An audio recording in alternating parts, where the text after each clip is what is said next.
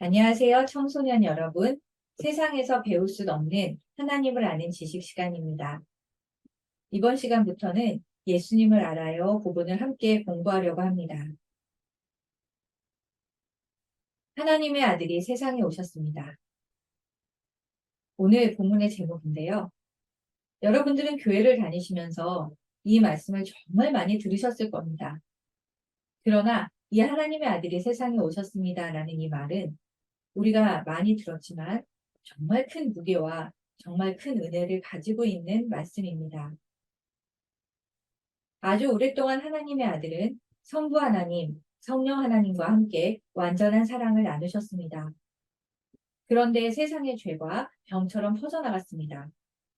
여러분도 아시는 아담과 하와의 선악과 불순종 사건 때문에 그것을 시작으로 죄가 전염병처럼 퍼져나갔죠. 영광스러운 하나님의 아들은 친히 왕좌에서 내려오셨습니다. 백성을 구하라는 아버지의 말씀에 순종하여 영광을 내려놓으신 것입니다. 하나님의 아들은 아버지와 백성을 사랑했기에 스스로 자신을 낮추어 우리와 같은 몸을 입고 죄로 병든 세상을 고치러 오셨습니다. 청소년 여러분, 여러분들은 어떤 종교와 어떤 신이 자신이 만든 피조물을 사랑해서 그들을 구원하려고 자신의 모든 권리와 모든 자리를 포기하고 그 피조물의 모습으로 내려와서 그들을 구했다는 이야기를 들으신 적이 있으십니까? 이것은 정말 기독교에만 있는 것이고 하나님과 예수님만이 가지고 있는 아주 아름다운 이야기입니다. 때가 되자 성부 하나님은 다윗의 먼 후손 마리아에게 천사를 보내셨습니다. 가브리엘 천사는 마리아가 성령의 능력으로 아이를 가지게 될 것이라고 말했습니다. 마리아는 두려웠습니다. 당연하죠. 그 당시 마리아는 정혼자는 있었지만 아직 결혼하지 않은 상태였습니다.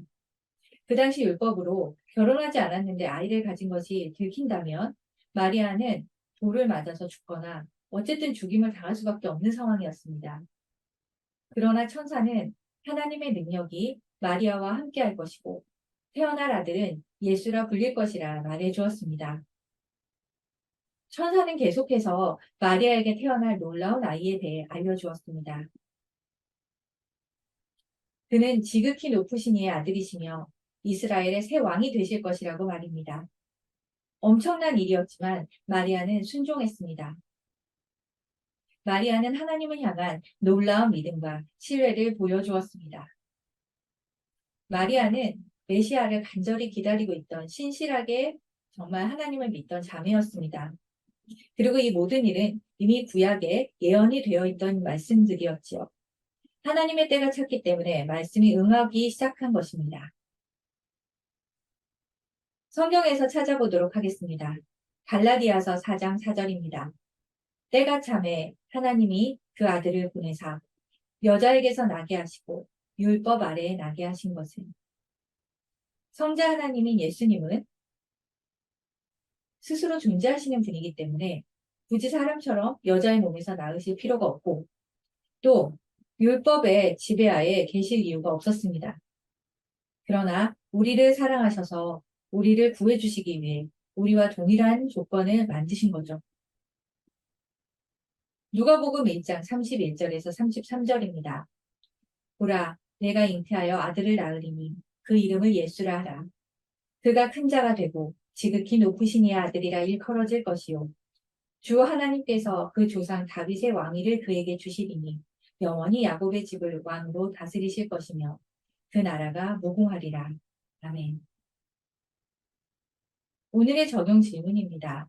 첫 번째, 예수님은 왜 하필 인간의 모습으로 내려오셨을까요?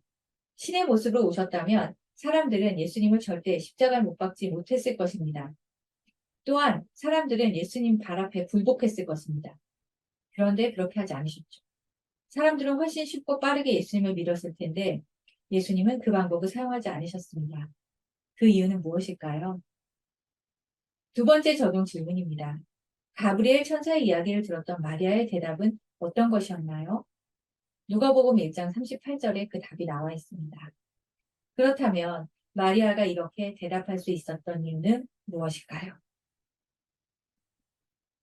청소년 여러분, 풍성한 나눔이 되기를 기대합니다. 다음 시간에 뵙도록 하겠습니다. 안녕히 계세요.